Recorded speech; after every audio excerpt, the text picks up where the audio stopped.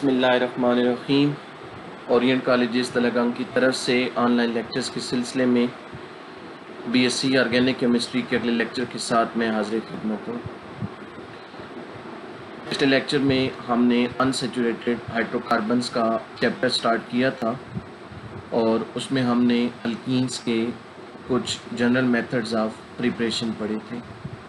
उसी सिलसिले को आगे बढ़ाएंगे और अल्कीन्स के कुछ मज़ीद जनरल मेथड्स ऑफ प्रिपरेशन को डिस्कस करेंगे। अगला मेथड हमारे पास है partial hydrogenation of alkynes. Alkenes या अल्काइंस की अगर हाइड्रोजनेशन की जाए, यानी उनका हाइड्रोजन के साथ रिएक्शन करवाया जाए, तो हम जानते हैं कि हाइड्रोजन का मॉलिक्यूल डबल या ट्रिपल बॉन्ड में ऐड होता है और अल्केन प्रोडक्ट हासिल होती है। अब अगर हम रिएक्शन को अल्काइन से स्टार्ट करें और किसी तरह इस बात को मेक श्योर करें कि अल्काइन के ट्रिपल बॉन्ड में हाइड्रोजन का सिर्फ एक मॉलिक्यूल ऐड होता है, ट्रिपल बॉन्ड डबल बॉन्ड में कन्वर्ट होता है और उसके बाद रिएक्शन स्टॉप हो जाता है, तो इस तरह फिर हमें अल्कीन हासिल होंगे। तो ये जो हाइड्रोजनेशन होगी इसको पार्शियल हाइड्रोजनेशन कहा जाएगा। अब पार्शियल हाइड्रोजनेशन को कैसे मुमकिन बनाया जाता है, इस मकसद के लिए हाइड्रोजनेशन में जो कैटलिस्ट यूज़ होता है पैलेडियम, उसको पॉइजन कर दिया जाता है ताकि उसकी एक्टिविटी कम हो जाए, एफिशिएंसी कम हो जाए और इस तरह वो फिर सिर्फ अल्काइंस की अल्कीन में कन्वर्जन को कैटलाइज करता है और अल्कीन की जो फर्दर अल्केन में कन्वर्जन है उसको कैटलाइज नहीं करता।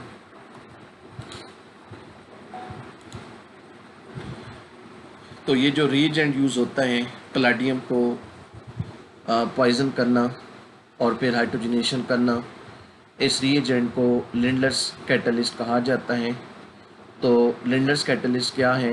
ये हाइड्रोजन गैस पर मुश्तमिल है जिसको पैलेडियम मेटल के ऊपर एब्जॉर्ब किया जाता है और इस मकसद के लिए पैलेडियम मेटल को बेरियम सल्फेट और क्विनोलिन की मदद से पॉइजन किया गया होता है।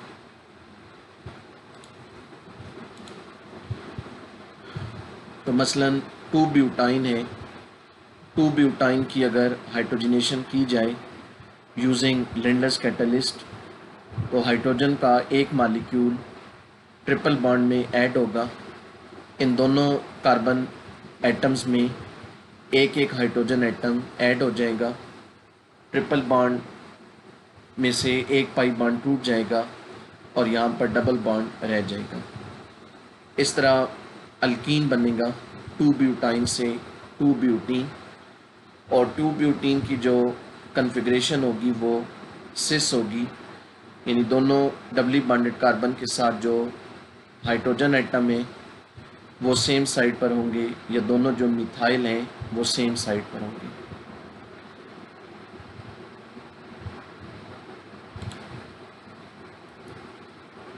एक और जो रिएजेंट यूज़ किया जा सकते हैं हाइड्रोजनेशन के लिए वो सोडियम मेटल है जिसको लिक्विड अमोनिया में डिज़ोल्व किया गया हो। सोडियम और अमोनिया आपस में रिएक्शन करके हाइड्रोजन पैदा करते हैं और वो हाइड्रोजन फिर अल्काइंस की हाइड्रोजनेशन करती है।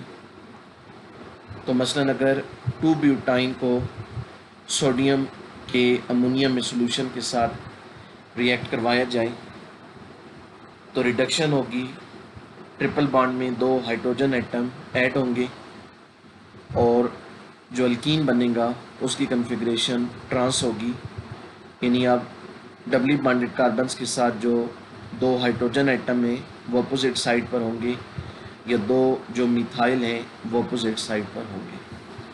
तो यूँ पार्शियल हाइड्रोजनेशन ऑफ अल्काइन हमें मेथड प्रोवाइड करती है टू प्रिपेयर अल्कीन्स।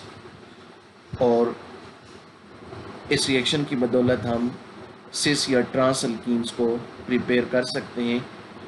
तो लिंडलर्स कैटलिस्ट जो है वो हमेशा सिस अल्कीन बनाता है, और जो सोडियम का अमोनियम में सोल्यूशन है वो हमेशा ट्रांस अल्कीन बनाता है। तो ये है पार्शियल हाइड्रोजनेशन ऑफ अल्काइंस। इसके बाद जो मेथड्स शुरू होने वाले हैं उन मेथड्स को पायरोलिटिक एलिमिनेशन रिएक्शंस कहते हैं। अब तक जो मेथड हमने पढ़े हैं वो उनमें मोस्टली एलिमिनेशन रिएक्शंस थे, और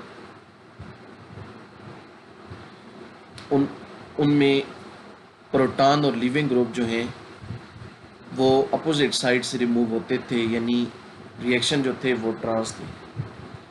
अब जो रिएक्शन हम पढ़ने जा रहे हैं वो पायरोलिटिक एलिमिनेशन रिएक्शंस हैं। पायरोलिटिक एलिमिनेशन रिएक्शन ऐसे एलिमिनेशन रिएक्शन होते हैं जिनको कैरी आउट किया जाता है एट हाई टेम्परेचर, और ये रिएक्शन सिस होते हैं, जिसका मतलब हुआ कि जो बीटा कार्बन में से प्रोटॉन रिमूव होता है यानी हाइड्रोजन आयन, और जो अल्फा कार्बन से लिविंग ग्रुप रिमूव होता है, they are remove from the same side of the molecule. तो इसमें जो हमारे पास पहला मेथड है उसका नाम है पायरोलाइसिस ऑफ एस्टर्स। अगर हम सूटेबल एस्टर्स को तकरीबन 400 सेंटीग्रेड तक हीट करें तो एस्टर्स में जो ऑक्सीजन के साथ अल्काइल ग्रुप अटैच होता है उसमें एलिमिनेशन होती है, और वो अल्काइल ग्रुप अल्कीन में कन्वर्ट होता है, और एस्टर का जो बाकी पार्ट है वो पेरेंट कार्बोक्सिलिक एसिड में चेंज होता है। मसलन प्रोपाइल एसीटेट है। प्रोपाइल एसीटेट में ऑक्सीजन के साथ ये जो अल्काइल ग्रुप है जिसको मैंने ब्लैक कलर में दिखाया है, इस अल्काइल ग्रुप के अंदर जो फर्स्ट कार्बन होगा जो ऑक्सीजन के साथ अटैच है यानी फंक्शनल ग्रुप के साथ, वो कार्बन अल्फा होगा और उससे नेक्स्ट कार्बन बीटा होगा। इस एस्टर को अगर हीट किया जाए तो रिएक्शन के दौरान अल्फा कार्बन में से ये रेड ग्रुप एलिमिनेट होता है यानी CH3COO ग्रुप, और जो बीटा कार्बन है उसमें से हाइड्रोजन एटम रिमूव होता है। तो ये रेड ग्रुप CH3COO और इधर से बीटा हाइड्रोजन ये पेरेंट कार्बोक्सिलिक एसिड बना देते हैं एस्टिक एसिड, और इधर अल्फ़ा और बीटा कार्बन के बीच डबल बॉन्ड आ जाता है और यूँ बन जाता है CH2 double bond CH single bond CH3। तो इस तरह अल्कीन बन जाता है प्रोपीन। तो यूँ हमें प्रोपाइल एसीटेट की पायरोलाइसिस से प्रोपीन हासिल होती है। इसी तरह एक और एस्टर मुलाहिजा करें, ब्यूटाइल एसीटेट इसका नाम है। इसमें ऑक्सीजन के साथ जो कार्बन अटैच है ये अल्फ़ा और इससे नेक्स्ट बीटा। तो रिएक्शन के दौरान अल्फ़ा कार्बन में से ये रेड ग्रुप रिमूव होगा और बीटा कार्बन में से हाइड्रोजन एटम, और अल्फ़ा और बीटा कार्बन के बीच डबल बॉन्ड आएगा, बनेगा CH2 double bond CH single bond CH2 single bond CH3, CH2 double bond CH single bond CH2 single bond CH3। Alkyne हासिल होगा जिसका नाम है 1-ब्यूटीन, और इसके साथ एस्टिक एसिड का मॉलिक्यूल बनेगा। अब अगर ऐसा हो कि बीटा हाइड्रोजन एक से ज़्यादा जगहों पर अवेलेबल हो तो फिर किस बीटा कार्बन में से हाइड्रोजन एटम रिमूव होगा, इस चीज़ का फैसला सेज़फ रूल करता है। सेज़फ रूल जिसे हम पीछे डीहाइड्रो हेलोजिनेशन और डिहाइड्रेशन में पढ़ चुके हैं, उसके मुताबिक अगर एक से ज़्यादा जगहों पर बीटा हाइड्रोजन अवेलेबल हो तो ये उस कार्बन में से रिमूव होता है जिसके पास हाइड्रोजन एटम थोड़े हों। तो एग्जांपल मुलाहिजा करें सेकेंडरी ब्यूटाइल एसीटेट की। ये सेकेंडरी ब्यूटाइल एसीटेट का स्ट्रक्चर है। इसमें ये कार्बन अल्फ़ा जो ऑक्सीजन के साथ बॉन्डेड है और अल्फ़ा कार्बन के साथ जो कार्बन डायरेक्टली बॉन्डेड है वो बीटा। तो ये ऊपर वाला कार्बन भी बीटा और ये भी बीटा। रिएक्शन के दौरान एक तो अल्फ़ा कार्बन में से तो रेड ग्रुप रिमूव होगा। अब बीटा कार्बन 2 हैं तो किस कार्बन में से हाइड्रोजन एटम रिमूव होगा? सेज़फ रूल अप्लाई करें। इस कार्बन के पास 3 हाइड्रोजन है और इस कार्बन के पास 2 हाइड्रोजन है। तो सेज़फ रूल के मुताबिक ये जो CH2 है इसमें से हाइड्रोजन एटम रिमूव होगा और इस बीटा कार्बन और अल्फ़ा कार्बन के बीच डबल बॉन्ड आएगा और ये बीटा कार्बन और इसके साथ हाइड्रोजन एज इट इज़ रहेंगे। तो यूँ हमें मिलेगा CH3 CH double bond CH single bond CH3 CH3 CH double bond CH single bond CH3। तो हमें 2 ब्यूटीन हासिल होगी और इसके साथ वही एस्टिक एसिड बनेगा।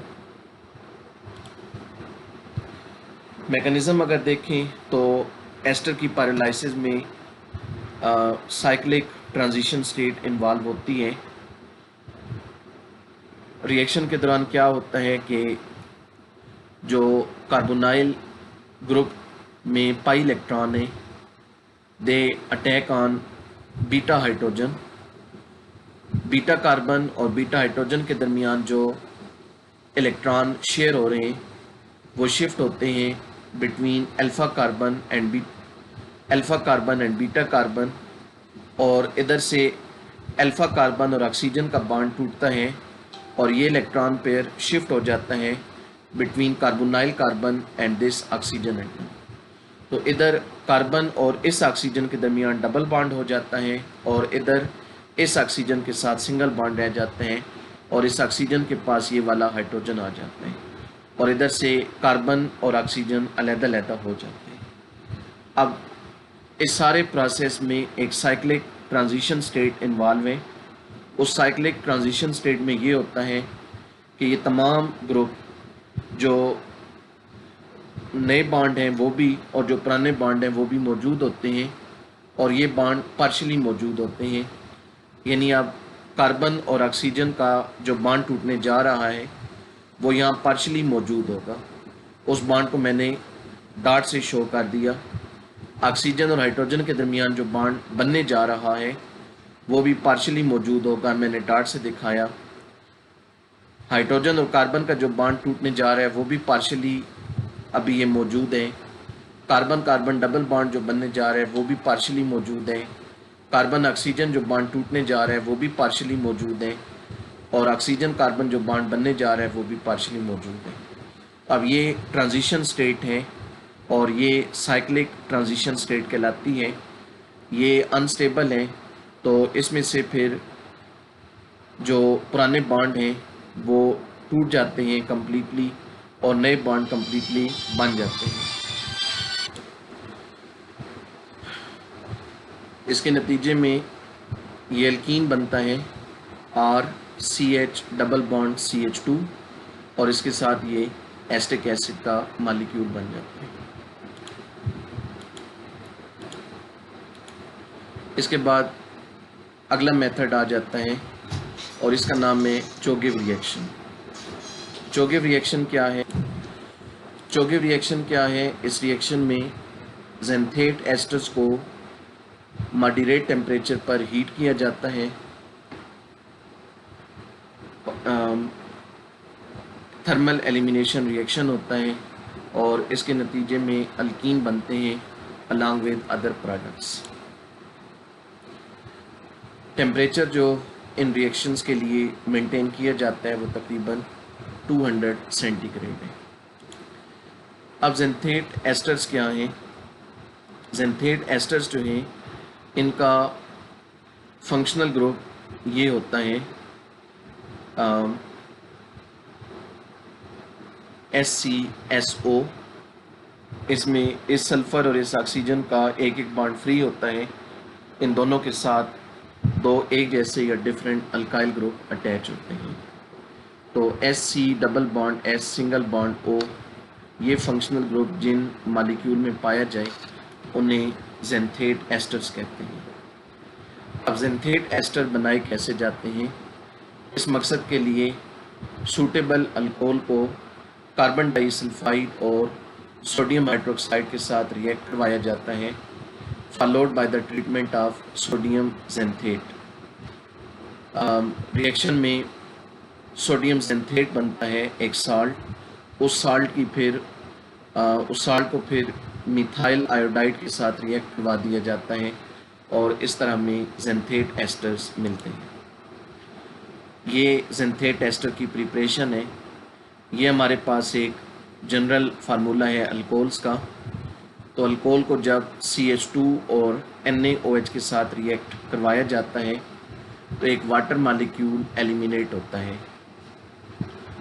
OH from alcohol molecule and H from NaOH, और ये एक साल्ट बनता है RCH2CH2 OCH2Na।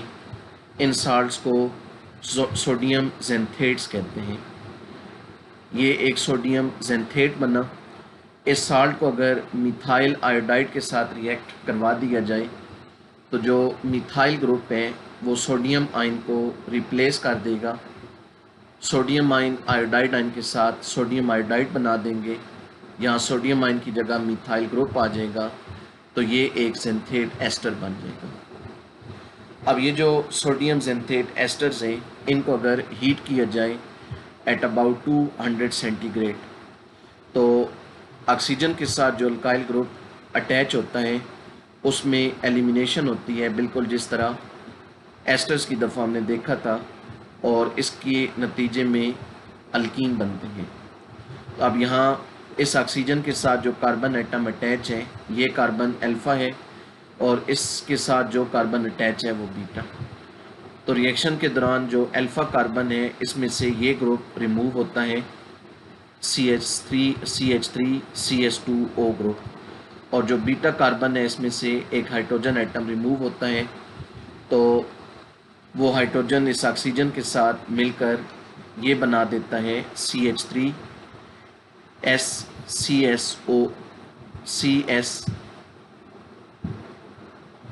C double bond O SHS, और ये बाद में डिकम्पोज होकर एक थायो अल्कोहल बना देता है और साथ में COS बना देता है। साथ में क्या होता है कि अल्फ़ा कार्बन से ये ग्रुप रिमूव हुआ और बीटा कार्बन में से H रिमूव हुआ, इन दोनों कार्बन के बीच डबल बॉन्ड आ जाता है, तो यूँ बन जाते हैं CH2 double bond CH single bond CH3, तो ये प्रोपीन का मालिक्यूल बन जाता है।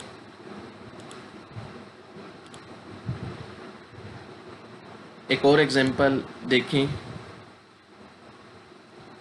यहाँ जो ज़ेंथेट एस्टर है इसमें ये कार्बन अल्फ़ा, इसके साथ दो कार्बन बॉन्ड बना रहे हैं, तो ये दोनों कार्बन बीटा।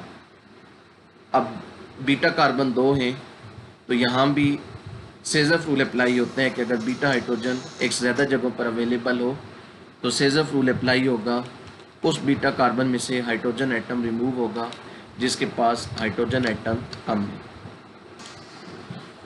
तो सेज़फ रूल अप्लाई होगा, जिस बीटा कार्बन के पास हाइड्रोजन एटम कम है उसमें से हाइड्रोजन एटम रिमूव होगा। तो इस बीटा कार्बन के पास 3 हाइड्रोजन हैं और इसके पास 2 हैं, तो सेज़फ रूल के मुताबिक यहाँ से हाइड्रोजन रिमूव होगा और इस बीटा कार्बन और अल्फ़ा कार्बन के बीच डबल बॉन्ड बनेगा। तो यूँ जो अल्कीन हमें हासिल होगा उसका स्ट्रक्चर होगा CH3 CH double bond CH single bond CH3 2 butene हमें मिलेगा।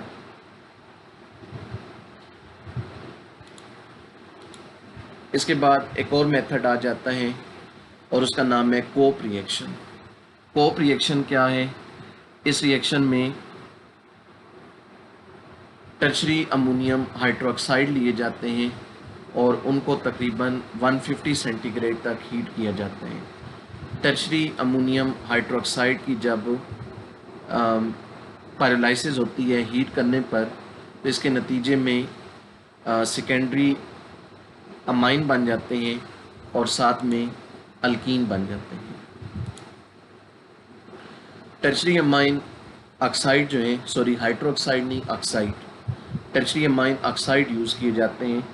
टर्शरी अमाइन ऑक्साइड ख़ुद जो है, इन्हें बनाने के लिए टर्शरी अमाइंस को हाइड्रोजन परऑक्साइड के साथ ट्रीट किया जाता है, और टर्शरी अमाइन ख़ुद जो हैं उन्हें बनाने के लिए अल्काइल हैलाइड को अमोनिया के साथ रिएक्ट करवाया जाता है। तो और अल्काइल हैलाइड की अपनी प्रिपरेशन अल्कोहल से है। तो ओवरऑल देखा जाए तो इस मेथड में जो स्टार्टिंग है वो अल्कोहल से लिया जा सकते हैं कि अल्कोहल से अल्काइल हैलाइड बनाई जाए, अल्काइल हैलाइड से टर्शरी अमाइन बनाए जाएं, टर्शरी अमाइन से टर्शरी अमाइन ऑक्साइड बनाए जाएं, और उनसे फिर अल्कीन बनाए जाएं। बहरहाल टर्शरी अमाइन ऑक्साइड बनाने के लिए मैंने कहा कि टर्शरी अमाइंस को हाइड्रोजन परऑक्साइड के साथ ट्रीट किया जाता है। तो ये इनकी अपनी प्रिपरेशन है। ये एक टर्शरी अमाइन है। टर्शरी अमाइन क्या होते हैं? वो कंपाउंड जिनमें नाइट्रोजन के साथ 3 कार्बन एटम बॉन्डेड हो। अब 2 अल्काइल ग्रुप मैंने सिंपल ले लिए, मिथाइल, और एक अल्काइल ग्रुप इस तरह जनरल फॉर्म में ले लिया, CH2CH2R की फॉर्म में। इन्हें अगर H2O2 के साथ रिएक्ट करवाया जाए तो ये ऑक्साइड बना देते हैं।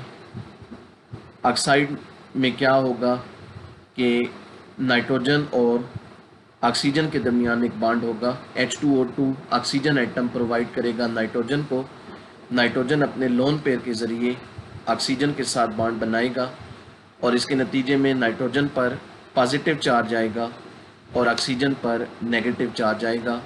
तो ये एक साल्ट बनेगा, और इन साल्ट्स को टर्शरी अमोनियम ऑक्साइड्स कहा जाता है। अब कोप रिएक्शन में इन टर्शरी अमोनियम ऑक्साइड्स को 150 सेंटीग्रेड तक हीट किया जाता है। तो इसके नतीजे में अल्कीन बनते हैं, और साथ में सेकेंडरी अमाइन हाइड्रोक्साइड बनते हैं। ये सेकेंडरी अमाइन हाइड्रोक्साइड है। अब रिएक्शन में होता क्या है, नाइट्रोजन के साथ ये 2 मिथाइल हैं, इनमें तो बीटा कार्बन है ही नहीं, तो इन 2 अल्काइल ग्रुप में रिएक्शन नहीं होगा। अब ये वाला जो अल्काइल ग्रुप है, इसमें ये वाला कार्बन अल्फ़ा और ये वाला कार्बन बीटा। तो रिएक्शन के दौरान ये होगा कि अल्फ़ा कार्बन में से ये सारा ग्रुप रिमूव हो जाएगा, ये सारा group CH3 whole twice NO, और बीटा कार्बन में से हाइड्रोजन एटम रिमूव हो जाएगा। अल्फ़ा और बीटा कार्बन के बीच डबल बॉन्ड आ जाएगा, और वो हाइड्रोजन इस ऑक्सीजन के साथ बॉन्ड बना लेगा। तो इस तरह ये एक हाइड्रो ऑक्साइड बन जाएगा, और इधर अल्फ़ा और बीटा कार्बन के बीच जब डबल बॉन्ड आएगा तो अल्कीन बनेगा, CH2 double bond CH single bond R, या RCH डबल बॉन्ड CH2। ये अल्कीन्स का एक जनरल फार्मूला है।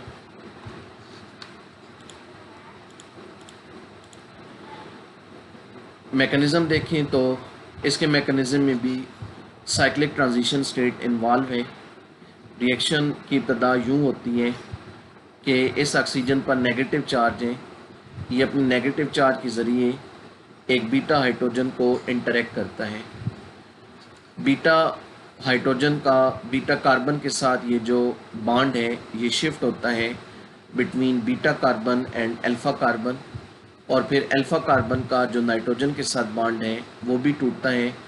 ये इलेक्ट्रॉन पेयर शिफ्ट हो जाता है ओवर नाइट्रोजन एटम, तो नाइट्रोजन एटम का लोन पेयर उसको वापस मिल जाते हैं जो अमाइन ऑक्साइड बनते वक्त यूज़ हुआ था।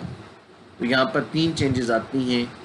नाइट्रोजन का कार्बन अल्फ़ा कार्बन से बॉन्ड टूटता है, अल्फ़ा कार्बन और बीटा कार्बन के दरमियान डबल बॉन्ड बनता है, बीटा कार्बन और बीटा हाइड्रोजन के दरमियान बॉन्ड टूटता है, और ऑक्सीजन और हाइड्रोजन के दरमियान बीटा हाइड्रोजन के दरमियान बॉन्ड बनते हैं। ये सारे जो बॉन्ड ब्रेकेज और बॉन्ड फार्मेशन है ये एक साइक्लिक ट्रांजिशन स्टेट से गुजरते हैं जिसमें ये तमाम बॉन्ड्स मौजूद होते हैं। साइक्लिक ट्रांजिशन स्टेट अनस्टेबल है, तो यहाँ से फिर ओल्ड बॉन्ड टूट जाते हैं और न्यू बॉन्ड बन जाते हैं। तो इस तरह में प्रोडक्ट्स हासिल होती हैं एक अल्कीन और एक डाईअमाइन डाईअल्काइल अमाइन हाइड्रोक्साइड। फिर यहाँ भी वही बात कि अगर बीटा हाइड्रोजन एक से ज़्यादा जगहों पर अवेलेबल हो फिर क्या होगा। अब यहाँ एक मुख्तलिफ बात आ गई कि अगर बीटा हाइड्रोजन एक से ज़्यादा जगहों पर अवेलेबल हो तो वो उस कार्बन में से रिमूव होगी जिसके पास हाइड्रोजन आइटम ज़्यादा हैं। If beta hydrogen is available at more than one position, it is eliminated from the carbon having greater number of hydrogen atom. इस रूल को हाफ मैन रूल कहते हैं। तो कोक रिएक्शन में जो ओरिएंटेशन है डबल बॉन्ड की उसको मालूम करने के लिए हाफ मैन रूल अप्लाई होता है। अब ऐसा क्यों? असल में half man rule charge substrate पर अप्लाई होता है और जो सेजफ रूल है वो न्यूट्रल सबस्ट्रेट्स पर अप्लाई होता है। यहाँ आप देख सकते हैं कि ये मालिक्यूल न्यूट्रल नहीं है, इसके अंदर नाइट्रोजन एटम और ऑक्सीजन एटम चार्जेस रखते हैं, तो ये एक चार्ज सबस्ट्रेट है। तो जितने भी चार्ज सबस्ट्रेट हैं उनमें एलिमिनेशन हाफ मैन रूल के अकॉर्डिंग होती है। हाफ मैन रूल सेजफ रूल का उलट होगा, उस बीटा कार्बन में से हाइड्रोजन एटम रिमूव होगा जिसके पास हाइड्रोजन एटम ज़्यादा है। तो अब इस एग्जांपल में ये कार्बन अल्फ़ा, ये बीटा और ये बीटा, तो अल्फ़ा कार्बन में से तो ये ग्रुप निकल जाएगा। अब इस बीटा कार्बन के पास 2 हाइड्रोजन है और इसके पास 3 है, तो हाइड्रोजन यहाँ से रिमूव होगा और इन 2 कार्बन के बीच डबल बॉन्ड बनेगा, तो प्रोडक्ट आएगी CH2 double bond CH single bond CH2 single bond CH3 या CH3 CH2 CH double bond CH2। अब जो प्रोडक्ट आई है वो 1 ब्यूटीन आई है। अगर इसी तरह का ग्रुप हम अल्काइलाइड की दफ़ा देखते या सिंथेट एस्टर की दफ़ा या एस्टर की दफ़ा, तो उन रिएक्शन में जो प्रोडक्ट हमें हासिल होती वो 2 ब्यूटीन होती, लेकिन अब यहाँ हमें प्रोडक्ट 1 ब्यूटीन हासिल हो रही है। इसके बाद एक और मेथड ऑफ प्रिपरेशन आ जाता है और वो है half man reaction. Half man reaction में क्वाटरनरी अमोनियम हाइड्रोक्साइड्स को हीट किया जाता है एट अबाउट 150 सेंटीग्रेड। तो क्वाटरनरी अमोनियम हाइड्रोक्साइड की पैरालाइसिस से अल्कीन बनते हैं और साथ में टर्शरी अमाइन बन जाते हैं और इसके साथ साथ एक वाटर मॉलिक्यूल एलिमिनेट होते हैं। अब क्वाटरनरी अमोनियम हाइड्रोक्साइड क्या है? क्वाटरनरी अमोनियम हाइड्रोक्साइड वो कंपाउंड है जिनमें नाइट्रोजन के साथ 4 कार्बन एटम बॉन्डेड होते हैं। नाइट्रोजन एटम पर पॉजिटिव चार्ज होता है और ये ओवरऑल एक केटाइन होता है, और फिर इस केटाइन के साथ अगर एनाइन हाइड्रोक्सल आइन हो तो इन्हें क्वाटरनरी अमोनियम हाइड्रोक्साइड्स का नाम दिया जाता है। तो अब ये एग्जांपल देखें, जनरल स्ट्रक्चर है। नाइट्रोजन के साथ 3 कार्बन को मैंने सिंपल मिथाइल की शक्ल में शो किया। ये ज़रूरी नहीं है कि ये मिथाइल ही हो, कोई भी अल्काइल ग्रुप हो सकते हैं।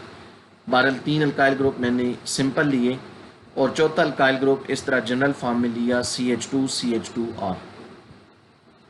तो अब रिएक्शन में सिर्फ ये अल्काइल ग्रुप इन्वॉल्व होगा क्योंकि इसमें बीटा कार्बन होगी, बाकी ग्रुप मिथाइल हैं तो डेफिनेटली उनमें बीटा कार्बन नहीं होंगे। ये सारा केटाइन है, इसमें नाइट्रोजन पर पॉजिटिव चार्ज है और ये साथ में एनाइन है हाइड्रोक्सल आइन। अब रिएक्शन के दौरान क्या होगा कि ये अल्फ़ा कार्बन, इसमें से ये सारा ग्रुप रिमूव होगा, नाइट्रोजन और उसके साथ 3 अल्काइल ग्रुप, और बीटा कार्बन में से हाइड्रोजन एटम रिमूव होगा और इन 2 कार्बन के बीच डबल बॉन्ड आएगा तो बनेगा RCH double bond CH2। RCH double bond CH2 एक अल्कीन बन जाएगा। इसके साथ ये ग्रुप जब रिमूव होते हैं तो ये टर्शरी अमाइन बना देता है और बीटा हाइड्रोजन और हाइड्रोक्सल आइन मिलकर वाटर बना देते हैं। मैकेनिज़्म देखते हैं। मैकेनिज़्म इसका ये है कि हाइड्रोक्सिल आयन बेस का रोल अदा करते हैं और ये एक बीटा हाइड्रोजन को अब्स्ट्रैक्ट करते हैं। ये अब बीटा हाइड्रोजन है, हाइड्रोक्सिल आयन बीटा हाइड्रोजन को अब्स्ट्रैक्ट करते हैं। बीटा कार्बन और बीटा हाइड्रोजन के दरमियान बॉन्ड शिफ्ट होते हैं अल्फ़ा कार्बन और बीटा कार्बन के दरमियान, और अल्फ़ा कार्बन का नाइट्रोजन से बॉन्ड टूटता है, नाइट्रोजन को अपना लोन पेयर वापस मिल जाता है। तो इस तरह ये ग्रुप अलहदा हो जाता है, इसमें से ये H भी निकल गया, तो पीछे RCH डबल बॉन्ड CH2 एक अल्कीन बन गया। हाइड्रोक्सिल आयन ने जब बीटा हाइड्रोजन पर अटैक किया तो ये वाटर मॉलिक्यूल बन गया और इधर से ये ग्रुप अलहदा हुआ और ये टर्शरी अमाइन बन गया। फिर अगर ओरिएंटेशन की बात करें, अगर क्वाटरनरी अमोनियम हाइड्रोक्साइड में बीटा हाइड्रोजन एक से ज़्यादा जगहों पर अवेलेबल हो तो यहाँ भी हाफ मेन रूल अप्लाई होता है, क्योंकि क्वाटरनरी अमोनियम हाइड्रोक्साइड भी चार्ज सबस्ट्रेट है। तो जब बीटा हाइड्रोजन एक से ज़्यादा जगहों पर अवेलेबल होगा तो ये उस बीटा कार्बन से रिमूव होगा जिसके पास हाइड्रोजन ज़्यादा है। तो ये एग्जांपल मुलाहिजा करें, इसमें ये कार्बन अल्फ़ा, ये बीटा। अब इस बीटा कार्बन के पास 3 हाइड्रोजन है और इसके पास 2 हैं, तो हाफ मेन रूल के मुताबिक यहाँ से हाइड्रोजन रिमूव होगा, तो इस बीटा कार्बन और अल्फ़ा कार्बन के बीच डबल बॉन्ड आएगा, तो प्रोडक्ट बनेंगी CH2 double bond CH single bond CH2 single bond CH3 1 butene बनेंगी और बाकी साथ में ट्राईमिथाइल अमाइन और वाटर बनेंगी। तो ये है half main method of preparation of alkenes. इसके बाद आखिरी मेथड ऑफ प्रिपरेशन आ जाता है और वो है विटिक रिएक्शन। विटिक रिएक्शन क्या है? विटिक रिएक्शन में फास्फोरस एलाइड्स को एल्डिहाइड्स या कीटोन्स के साथ रिएक्ट करवाया जाता है और इसके नतीजे में अल्कीन बनते हैं।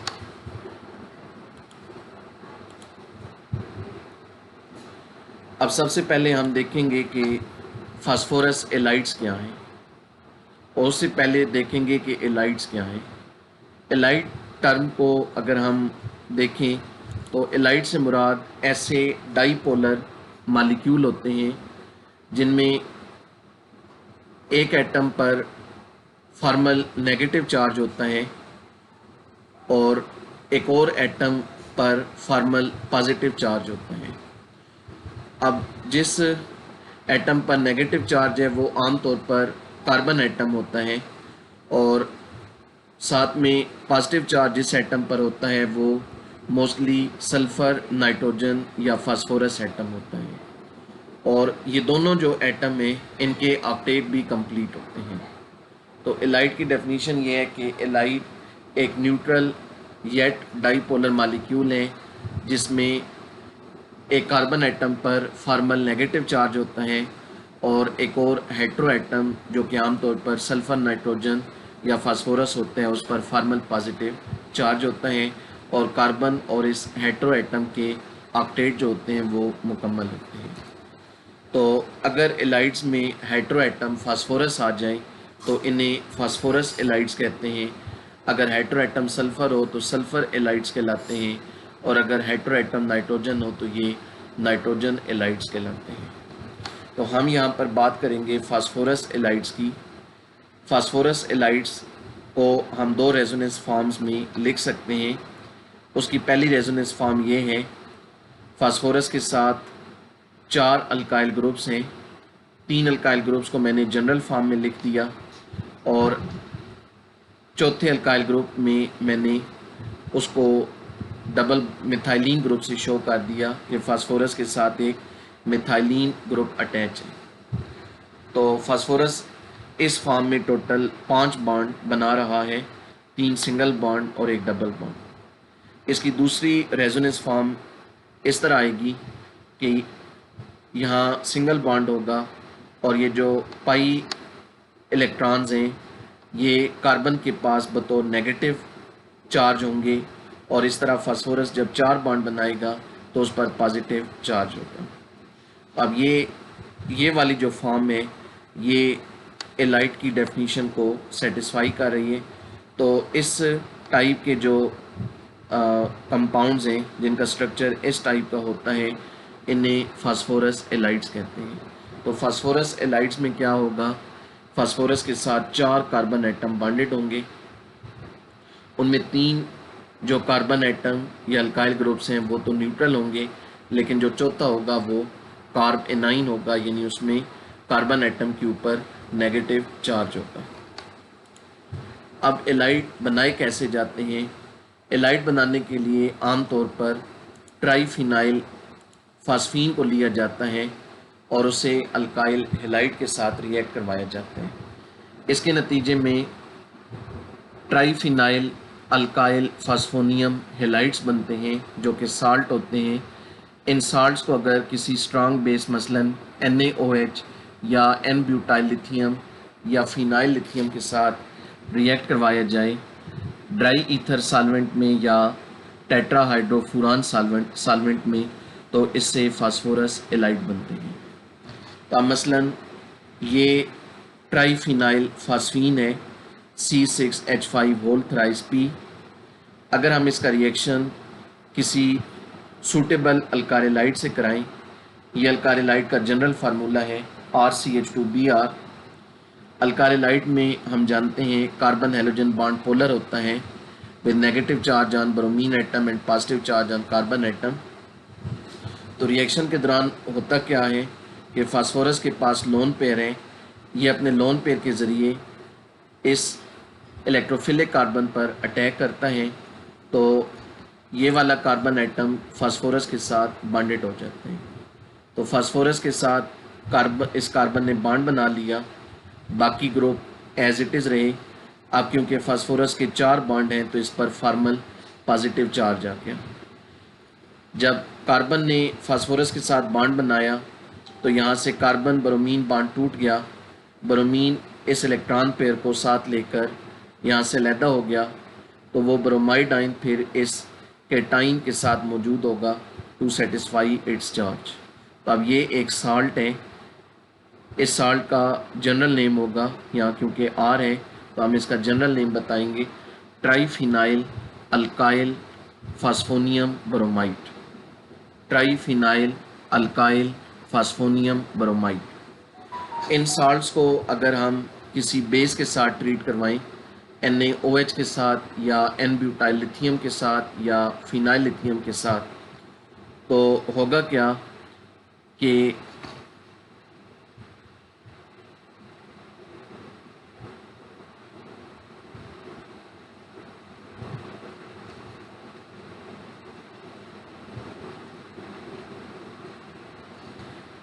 जो N-ब्यूटाइल ग्रुप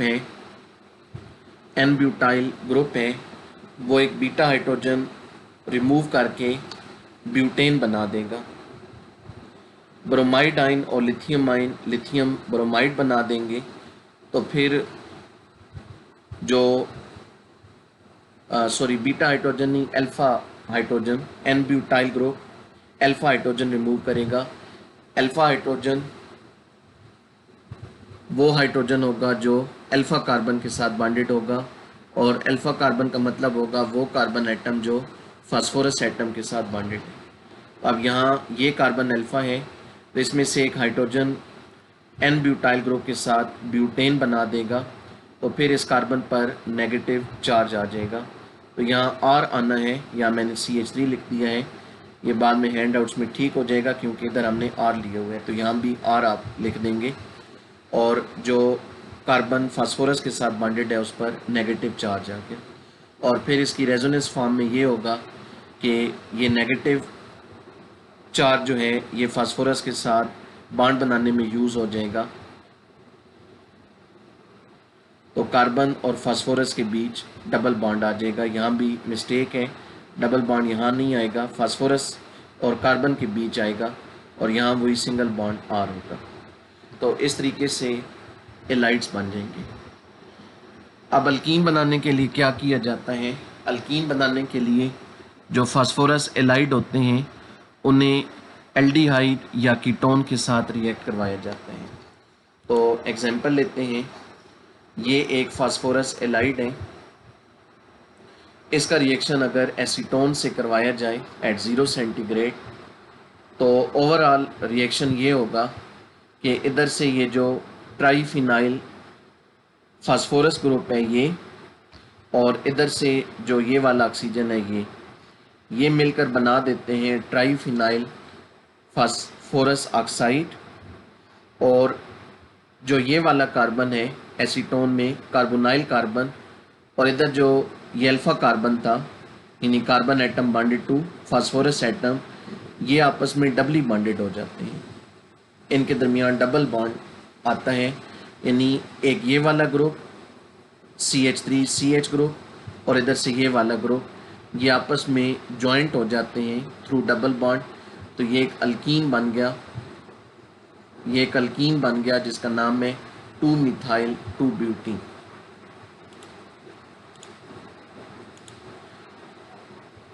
मैकेनिज्म अगर देखें तो रिएक्शन कुछ इस तरह होगा कि अल्फ़ा कार्बन जो है उस पर नेगेटिव चार्ज है, वो नेगेटिव कार्बन इस इलेक्ट्रोफिलिक कार्बन पर अटैक करते हैं, क्योंकि कार्बन ऑक्सीजन बॉन्ड पोलर होता है एल्डिहाइड कीटोन में with partial positive charge on carbon. तो ये नेगेटिव कार्बन इस कार्बन के साथ एक सिंगल बॉन्ड बनाता है, तो इधर से कार्बन इस कार्बन का ऑक्सीजन के साथ एक बॉन्ड टूट जाता है। तो इस तरीके से ऑक्सीजन पर नेगेटिव चार्ज आ जाता है और इस कार्बन के साथ इस कार्बन के ज़रिए ये पूरा मॉलिक्यूल बॉन्डेड हो जाता है। अब ये वाला कार्बन कार्बोनाइल कार्बन है, इसके साथ ये सिंगल बॉन्ड O जिस पर नेगेटिव चार्ज, और फिर इस कार्बन के आगे ये सारा जो ग्रुप है ये फास्फोरस एलाइड में से आया। ये हैंड आउट में मैं इनको कलर्स दे दूंगा, कलर यहाँ मिस हो गए हैं। अगले स्टेप में क्या होता है कि ये जो नेगेटिव ऑक्सीजन है ये फास्फोरस के साथ बॉन्ड बनाती है, क्योंकि फास्फोरस का भी एक बॉन्ड कम है, तो ऑक्सीजन और फास्फोरस आपस में बॉन्डेड हो जाते हैं। और फिर लास्ट स्टेप में ये होता है कि फास्फोरस और कार्बन के बीच जो बॉन्ड है वो शिफ्ट होता है alpha carbon and carbonyl carbon. ये वाला कार्बन अल्फ़ा है, एलाइड का कार्बन है जो ओरिजिनली फास्फोरस के साथ बॉन्डेड है, और ये वाला कार्बन एसीटोन में से कार्बोनाइल कार्बन है। तो फास्फोरस और अल्फ़ा कार्बन के दरमियान जो शेयर्ड इलेक्ट्रॉन पेयर था वो शिफ्ट हो जाता है between alpha carbon and carbonyl carbon, और कार्बोनाइल कार्बन का ऑक्सीजन के साथ बॉन्ड टूट जाता है, वो बॉन्ड शिफ्ट होता है बिटवीन फास्फोरस एंड ऑक्सीजन। तो यूँ इधर से कार्बन और ऑक्सीजन अलग-अलग हो जाते हैं और इधर से कार्बन और फास्फोरस अलग-अलग हो जाते हैं, और ये दोनों कार्बन आपस में डबली बॉन्डेड हो जाते हैं। तो इस तरह अल्कीन बन जाता है और साथ में ट्राईफिनाइल फास्फोरस ऑक्साइड बनते हैं। मज़ीद एग्जांपल्स देखें, ये एक और फास्फोरस एलाइड है और ये एसीटोन, ये वही एग्जांपल दोबारा आ गई है। अगली एग्जांपल देखें, ये ट्राईफिनाइल फास्फोरस एलाइड है और ये एक कीटोन है 2-ब्यूटेनॉल। तो रिएक्शन के दौरान ओवरऑल क्या होगा, अब आप मैकेनिज्म बताए बगैर प्रोडक्ट को प्रिडिक्ट कर सकते हैं।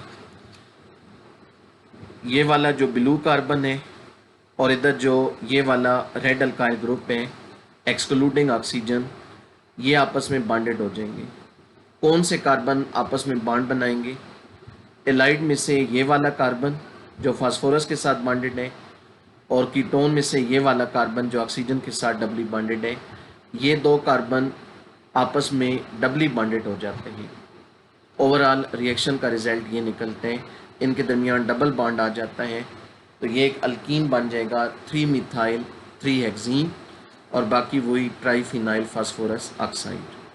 तो किसी भी विट्टिक रिएक्शन में प्रोडक्ट को मालूम करने के लिए आपने यही करना होगा कि एलाइड में से आप अल्काइल ग्रुप ले लें फास्फोरस के साथ जो अटैच है, और कीटोन में से ऑक्सीजन के अलावा बाकी ग्रुप ले लें, कीटोन या एल्डिहाइड। कीटोन या एल्डिहाइड का जो कार्बोनाइल कार्बन है और एलाइड में जो कार्बन फास्फोरस के साथ बॉन्डेड था, इन दो कार्बन को आपस में डबल बॉन्ड के ज़रिए जॉइंट कर दें तो इस तरह आपके पास मतलूबा अल्कीन का स्ट्रक्चर आ जाएगा।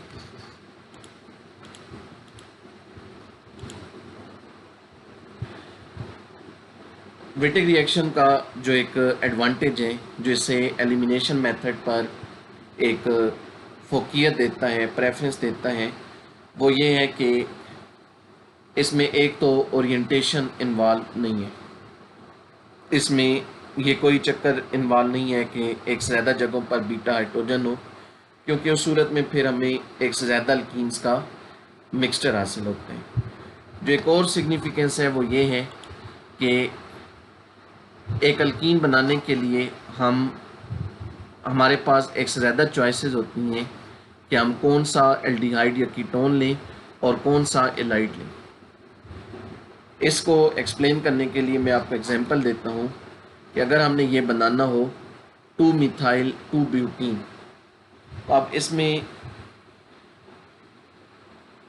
डबल बॉन्ड के ज़रिए जो दो अल्काइल ग्रुप आपस में बॉन्डेड हैं, मैंने प्रोडक्ट में जानबूझकर उन ग्रुप्स को अलग-अलग कलर में दिखाए। एक अल्काइल ग्रुप ब्लू कलर में और दूसरा रेड कलर में। विटिक रिएक्शन में अब आपकी मर्ज़ी है, आप इस ब्लू ग्रुप को एल्डिहाइड या कीटोन से हासिल करें और रेड ग्रुप को एलाइड में से, या आपकी मर्ज़ी है तो ये रेड ग्रुप जो है ये एल्डिहाइड या कीटोन में से हासिल करें और जो ब्लू ग्रुप है वो एलाइड में से हासिल करें।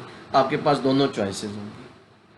अब अगर आपको प्रोडक्ट मालूम हो और आपने रिएक्टेंट मालूम करना हो तो तरीका क्या होगा। अब मैं इन रिएक्शन में बैक चलूँगा, पहली चॉइस को मैं यूज़ करूँगा। पहली चॉइस में मैं ये ले रहा हूँ कि इस ब्लू ग्रुप को एलाइड से हासिल करते हैं। तो आपने करना ये है कि C6H5 होल थ्राइस P लेना है, C6H5 होल थ्राइस P, और उस P के साथ ये ग्रुप अटैच कर दें। P के साथ ये ग्रुप अटैच कर दें, CH3, P पर पॉजिटिव चार्ज आएगा और इस कार्बन पर नेगेटिव चार्ज आएगा। तो इस तरह एलाइड का स्ट्रक्चर मिल जाएगा जो आपने यूज़ करना है, ये वाला आपने लेना है। अब ये रेड ग्रुप फिर एल्डिहाइड या कीटोन से लेना होगा। उसका तरीका ये होगा कि ये वाला कार्बन जो डबली बॉन्डेड है इसके साथ डबल बॉन्ड O लगा दें, इसके साथ डबल बॉन्ड O लगा दें तो आपको एल्डिहाइड या कीटोन का स्ट्रक्चर मिल जाएगा। तो आपको ये चीज़ चाहिए होगी, इस कार्बन के साथ डबल बॉन्ड O लिख दिया तो CH3 C double bond O CH3 acetone. इसका मतलब है कि इन दो के दरमियान अगर हम रिएक्शन करवाएं तो हम ये बना सकते हैं। अब दूसरी चॉइस क्या है? दूसरी चॉइस ये होगी कि आप ब्लू ग्रुप को एल्डिहाइड या कीटोन से लें और रेड ग्रुप को एलाइड से। उसका तरीका ये होगा कि अब जो ये वाला रेड कार्बन है इसको P के साथ लगा दें, C6H5 होल थ्राइस P के साथ लगा दें C, फिर C के साथ दो मिथाइल होंगे, P पर पॉजिटिव चार्ज और C पर नेगेटिव चार्ज। ये आपको मिल जाएगा एलाइड, यानी एलाइड का स्ट्रक्चर ये होगा, एलाइड का स्ट्रक्चर ये होगा। और फिर ब्लू ग्रुप एल्डिहाइड या कीटोन से लेना है तो ये वाला जो कार्बन है इसके साथ डबल बॉन्ड O लिख दें तो आपको कार्बोनाइल मॉलिक्यूल का स्ट्रक्चर मिलेगा। तो वो क्या बनेगा, CH3 C double bond OH, यानी वो क्या होगा एसिटल्डिहाइड। या एसीटोन लिखे हुए मिस्टेक है, तो ये क्या होगा एसिटल्डिहाइड। इसका मतलब है कि इन दो के दरमियान अगर हम रिएक्शन करवाएं तो भी हमें यही प्रोडक्ट मिलेगी। तो इस तरह विटिक रिएक्शन में हमारे पास हमेशा दो चॉइसेस होती हैं रिएक्टेंट्स के सेट की, कि हम रिएक्टेंट्स का एक सेट यूज़ कर सकते हैं या दूसरा। तो रियल में फिर कौन सा यूज़ किया जाता है तो वो डिपेंड करता है रिएक्टेंट्स की अवेलेबिलिटी पर। तो ये हमारा आज का लेक्चर था। आज हमने अल्कीन्स के बाकी जनरल मेथड्स ऑफ प्रिपरेशन पढ़े हैं। आपके ये जो आज के लेक्चर की असाइनमेंट है छोटी सी, विटिक रिएक्शन के हवाले से मैं आपको एक क्वेश्चन मैसेज में भेज दूंगा एल्डिहाइड और कीटोन के चैप्टर में से वो है, लेकिन उसमें विटिक रिएक्शन इन्वॉल्व है, तो आपने वो असाइनमेंट कंप्लीट करनी होगी। तो ये हमारा आज का लेक्चर था। कल इंशाल्लाह अगले लेक्चर के साथ दोबारा हाज़िर खिदमत होंगी, जिसमें हम अल्कीन्स के रिएक्शंस को शुरू करेंगे। तो अपना ख्याल रखिएगा। अल्लाह।